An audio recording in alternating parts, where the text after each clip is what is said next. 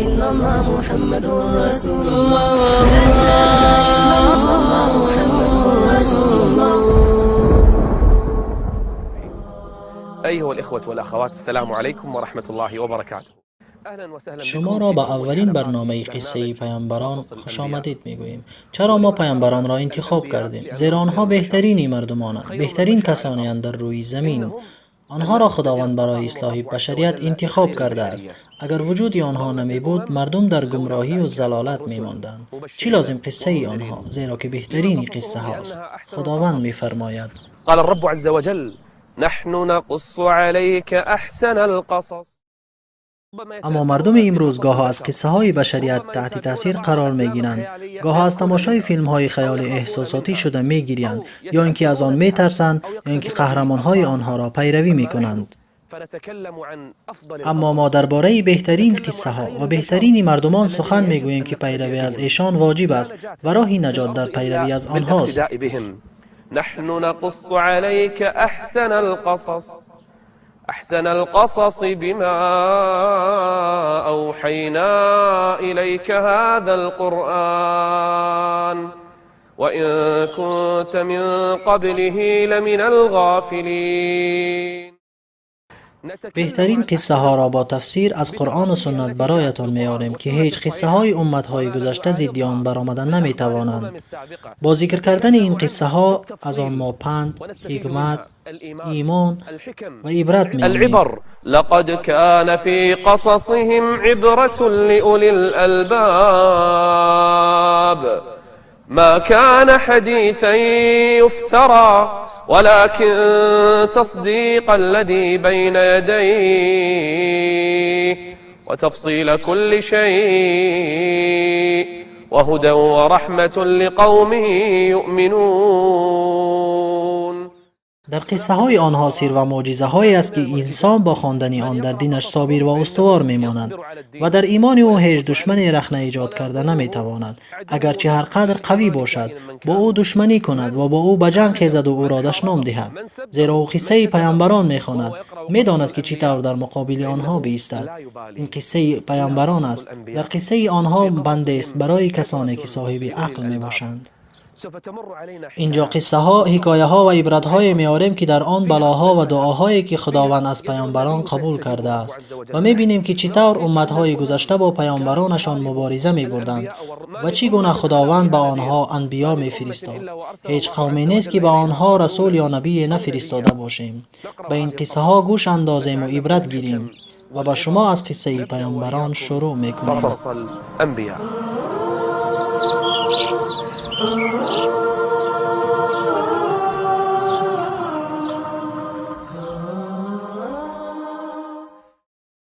پیش از آن که از قصه ها آغاز کنیم، باید اول بدانیم که مخلوقات چگونه آفریده شدند. وقتی که خداوند بود، هیچ از مخلوقاتش نبود و او اولین هاست. اولین چیزی که آفریده شد عرش است و بعد از مدت خداوند قلم را آفرید. قلم به سخن درآمد. خداوند به او گفت بنویس. قلم گفت چی بنویسم؟ خداوند گفت بنویس آن چیزی که از اول دنیا تا روز قیامت است. همه چیز را بنویس. به درستی که همه چیز را با اندازه آفریدیم. همه چیز را خداوند 50,000 سال پیش از آفریدن زمین و آسمان نوشت. سپس 50,000 سال بعد از آفرینش قلم، خداوند آسمان و زمین، کوهها، دریاها و آنچه در روی زمین است را آفرید. و خداوند آسمان و زمین را در 6 روز آفرید. بعد از آفرینش آسمان و زمین، کوهها و بحرها و آفتاب و ماهتاب و آسمان را با ستاره ها زینت دادنش، الله ذوالجلال مخلوق با نام جن در روی زمین آفرید. جنها قومی بودند که در روی زمین فساد میکردند، خونها میریختند، تا اینکه ملائک برای عذاب آنها آمد، بعضی آنها را حبس کرد و بعضی از آنها را از روی زمین به سوی بحرها راند. سپس بعد از جنها خداوند خواست خلق نو آفرد. خلقا جديدا. وإذ قال ربك للملائكة إني جاعل في الأرض خلیفه. ملائک پرسیدند آیا این مخلوق جدید مثل جن هاست در خونریزی و فساد در روی زمین؟ قالوا أتجعل فيها من يفسد فيها من يفسد فيها ويسفك الدماء ونحن نسبح بحمدك ونقدس لك. خدایا اگر تو میخواهی که خلق تو را عبادت کند، ما تو را عبادت میکنیم. چرا میآفری قومی را که فساد و خونخواری میکنند در روی زمین مثل جنها؟ خداوند در جواب ملائک با آنها گفت: قال إني أعلم ما لا تعلمون. ملائک نمیدانستند که خداوند از این قوم جدید محبوبان خود، پیامبران، شهیدان، نکوکاران، راستگویان و محبوبان خود را می آفرد. این است قوم جدید. قصص نور قصص قصص نور قصص حكمة وصبر. هنگامی که خداوند خواست آدم را بیافرد، فرشته ای را امر کرد تا از هر گوشه زمین خاکی را بگیرد. همه خاک ها به هم آمیختند که بعضی از آن خاک سفید، بعضی سرخ و سیاه و زرد بود که آدم از آن آفریده شد. از این سبب رنگ و طبیعت انسان نیز مختلف گشت، بعضی سیاه، بعضی سفید، بعضی زرد و سرخ، بعضی ملایم طینت و بعضی درشت، بعضی پاک طینت و بعضی پلید. آدم در روز جمعه از خاک آفریده شد. بعد آن خاک را به آب آمیختند و لای گشت و مدتی در این حالت بود. از سبب زیاد استادنش لای سخت گشت، سپس بوی آن تغییر کرد و لای نرم و هموار شد و بعد از مدت آن لای مثل سفال کاواک و خشک شد. آدم چنین آفریده شد. ولقد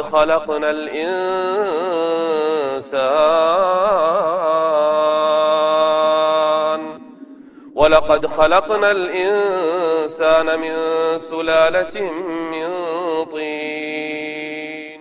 این خاکی که زیر پای ماست اصلی آفرینش ما از اوست.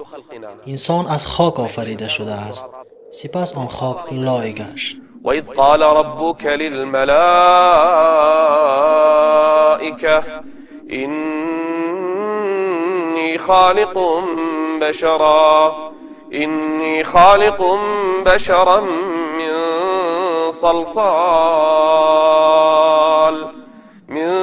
صلصال من حمأ مسنون.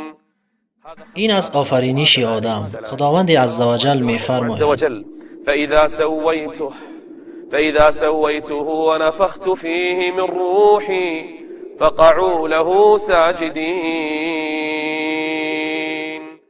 این از اصلی آفرینش آدم. در آن روح را ندمیده بود. مدتی به این حالت ماند. ملائک آن را هر روز با تعجب نگاه می‌کردند و از ترس از خود می‌پرسیدند این چه مخلوقی است و چگونه می‌شده باشد.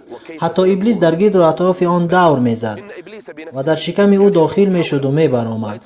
آن را نگاه می‌کرد، از او می‌ترسید و او حسد می‌برد و فرشته ها می‌گفت او یک مخلوق کاواک و پوچ است، اما پروردگار شما چنین نیست.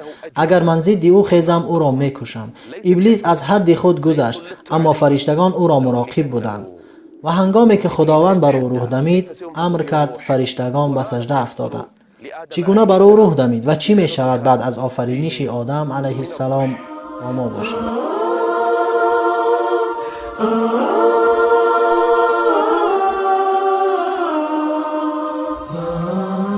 بدأت لحظه های بزرگی شروع شد. تاریخی نوی برای بشریت، بلکه سرشوی تاریخ انسانیت بود. شروع شد لحظه های دمیدن روح در آدم علیه السلام.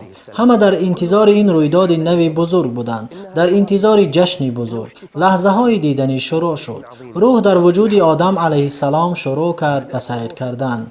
چشمانش را گشود، به راست و چپ خود نگاه میکرد. دیدن را شروع کرد. چی را میدید؟ جنت را با درختان و دریاهایش. چون روح در بینی آدم علیه السلام رسید، عطسه زد. فرشتگان گفتند ای آدم علیه السلام بگو الحمدلله. آدم علیه السلام گفت الحمدلله. الله ذوالجلال گفت یرحمک ربک. روح به شکم آدم علیه السلام رسید، اشتهای خوردن میوه های جنت کرد. اشتهای خوردن از آن میوه ها. آدم از جایش تکان خورد و روح به پایش آمد. شتاب کرد به سوی آن میوه ها، زیرا که انسان از شتاب آفریده شده. خلق الإنسان من عجل. زیرا که انسان از شتاب آفریده شده. هنگامی که روح در آدم علیه السلام پره شد، به راه رفتن شروع کرد. فرشتگان به او نگاه میکردند، همگی مراقب او بودند. الله ذوالجلال گفت: ای آدم، به آن فرشتگان نگاه کن، به سوی آنها برو و بگو: السلام علیکم. آدم علیه السلام رفت و به فرشتگان گفت: السلام علیکم. فرشته ها در جواب گفتند: و علیکم السلام و رحمت الله و برکاته. فرشته ها به آدم انس گرفتند. چه لحظه های خوبی سرشوی تاریخی بشر. ملائک و آدم به هم انس گرفتند. خداوند گفت: ای آدم، این تحیه و سلام تو و فرزندان توست. پس خداوند پشت آدم علیه السلام را محض کشید. تمام فرزندان آدم بیرون شدند، از آدم تا روز قیامت. هرچی قدر باشد ذریه او، از وقت آفرینش تا روز قیامت. میلیاردها ذریه آدم فرود آمد. من، تو، وی همه در آن روز فرود آمدیم، اهل جنت و اهل دوزخ. آدم علیه السلام به آنها نظر کرد. خداوند قرار به آنها گذاشت. با تمام ذریه آدم خطاب کرده گفت: آیا من نیستم پروردگار شمایان؟ همه گفتند: آره، گواهی می‌دهیم بر این. خداوند گفت: روز قیامت آمده نگویید که ما از این چیز آگاه نبودیم. این است ایمان فطری که در دلها محفوظ شده. وإذ أخذ ربك من بني آدم من ظهورهم ذريتهم وأشهدهم على أنفسهم ألست بربكم قالوا بلى شهدنا أن تقولوا يوم القيامة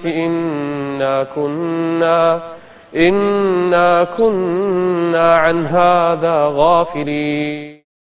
فطرتی که در دل است، آن را در روز قیامت انکار کرده نمیتوانی.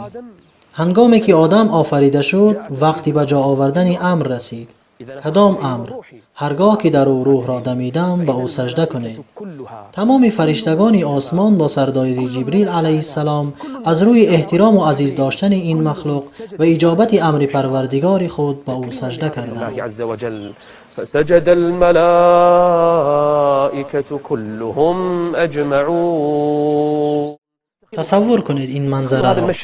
فسجد الملائكة كلهم أجمعون. مگر یک مخلوق غریب و پست که از جمله ملائک نبود. خداوند او را به آنها راه داده بود. او مدام سجده نمی کرد و به اطراف خود می نگریست. می دید که ملائک در سجده اند و او نه. مدام با کبر و حسود خود استوار بود. خداوند او را پرسید در حالی که می دانست: ای ابلیس، ما لك الا تكون مع الساجدين. و خداوند می دانست این را. اکنون گوش اندازید به جواب احمقانه ابلیس. قال لم اكن لاسجد لبشر. آیا من سجده کنم به این بشر؟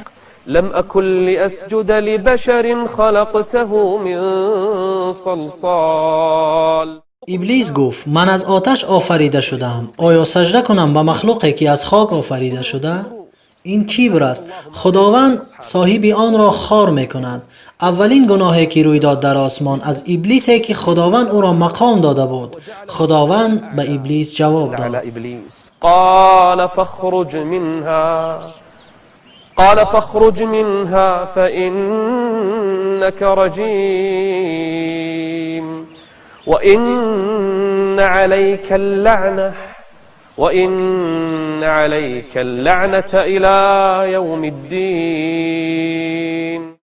ابلیس علیه اللعنه را خداوند در صف ملائک مقام و جای داد، در حالی که او ملک نبود. او جین بود. خداوند او را در صف ملائک جا و مقام داد، لکن او سرکشی کرد و کبر ورزید. تمام ملائک سجده کردند و او سجده نکرد و کبر و حسود خود را اعتراف کرد. قال انا خیر منه خلقتني من نار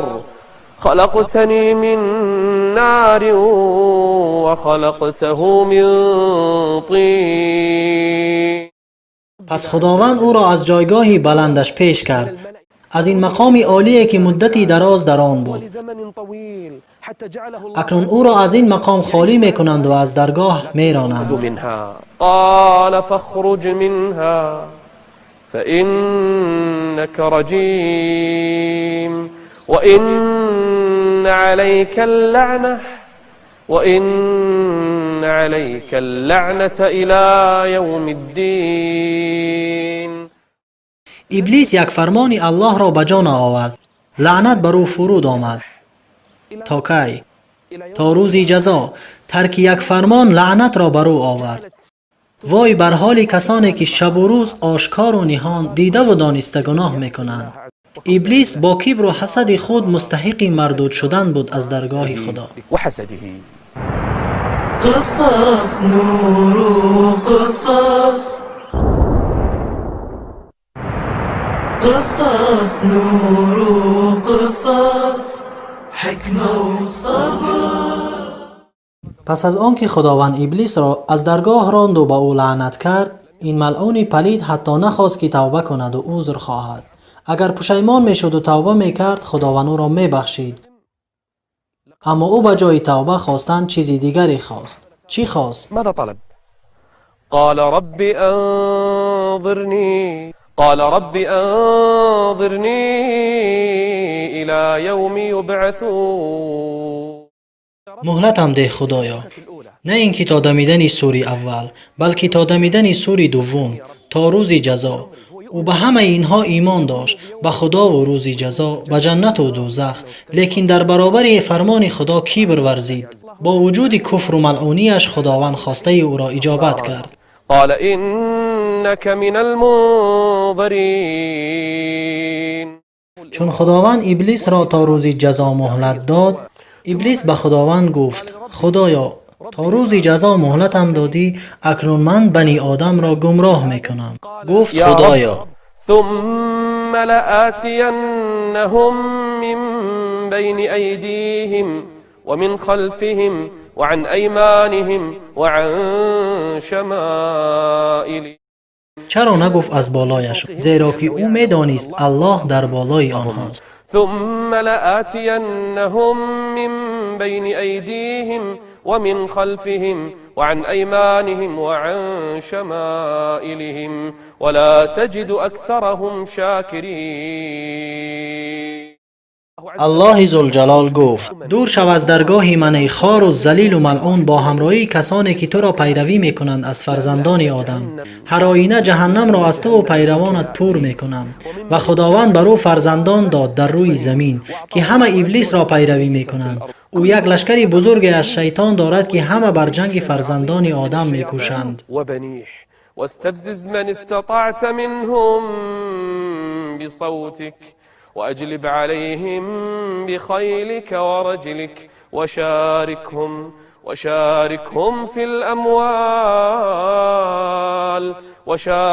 في الأموال والأولاد وعدهم وما يعدهم الشيطان إلا غرورا. ابلیسی که ملعون است و از درگاه عالی رانده، حد خدا را گذشته، بندگان او را مغرور و از یاد خدا غافل می کند و گناه را بر آنها زینت می دهد و از طاعت الله ذوالجلال دورشان می کند. هنگامی که ابلیس به خداوند گفت: قسم به عزت و بزرگیت که آنها را گمراه خواهم کرد، خداوند به او در جواب گفت: قسم به عزت و بزرگیم آنها را می بخشم اگر عذر خواهند و توبه کنند.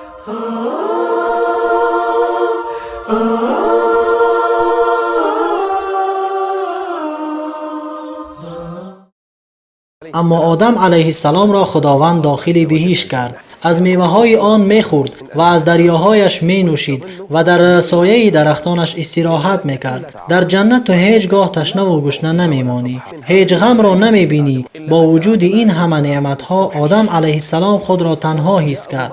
با خود می گفت: چطور در این نعمت ها تنها زندگی کنم؟ آدم علیه السلام را خواب آمد. وقتی از خواب خیست، زنی را در پهلوی خود دید. از او پرسید: کیستی تو؟ گفت: من زن هستم. از کجا آمدی؟ خداوند مرا آفرید. گفت: برای چی خداوند تو را آفرید؟ گفت: آفرید مرا تا تو را آرام کند. یا ایها الناس اتقوا ربکم الذی خلقكم من نفس واحده وخلق منها زوجها فرشته ها آدم علیه السلام را پرسیدند نام او چیست؟ خواستند او را امتحان کنند آیا تمام نامها را میداند یا نه؟ آدم علیه السلام گفت نام او حواست. ملائک گفتند برای چی حوا؟ گفت زیرا او از چیزی زنده آفریده شده است. حوا از قبرغه آدم علیه السلام آفریده شده است. آدم علیه السلام با همراه زوجه‌اش حوا از استفاده کردن نوش و نعمتها، دریاها و درختان و میوه‌ها و دیگر نعمتهای جنت زندگی می‌کرد. ويا آدم اسكن أنت وزوجك الجنة وكلا من حيث شئتم. همه چیز بر شما حلال است در این جنت. دریاهایش، درختانش، سایه‌هایش، همه چیز حلال است مگر یک چیز. و آن چیز، آن درخت را دیدی به او نزدیک نشو. ولا تقربا هذه الشجرة فتكونا من الظالمين. نه تنها خوردن میوه آن را حرام کرده بود بلکه نزدیک شدن به آن درخت به آنها حرام بود. ای آدم و حوا، حذر کنید از شخصی که در بین شما زندگی میکند. او دشمن شماست که میخواهد شما را از اینجا برآورد. پس هوشیار باشید تا شما را مغرور و وسوسه نکند، به دام خود نافتاند. خداوند کلام خود را تصدیق کرده میگوید ای آدم، إن هذا عدو لك ولزوجك فلا يخرجنكما من الجنة فتشقى. بدان ای آدم که جنگ بسیار سخت است و این دشمنی تو اولین حمله خود را میکند و کوشش میکند تا تو از آن درخت بخوری. پس تو و زوجت به این هرگیز نزدیک نشوید. آیا آدم به این نعمتهای جنت قانع می شود و ترک آن درخت می کند؟ یا او با دام شیطان افتاده فریب او را خورده از آن درخت می خورد؟ یا چطور ابلیس او را وسوسه می کند؟ چطور زوجه او را مغرور می کند؟ و حمله اولی او چیست؟ و چی رخ می دهد بعدی همه اینها؟ جواب این سوالها را در بخش دوم خواهید فهمید ان شاء الله. استودعكم الله والسلام عليكم ورحمة الله وبركاته. قصص نور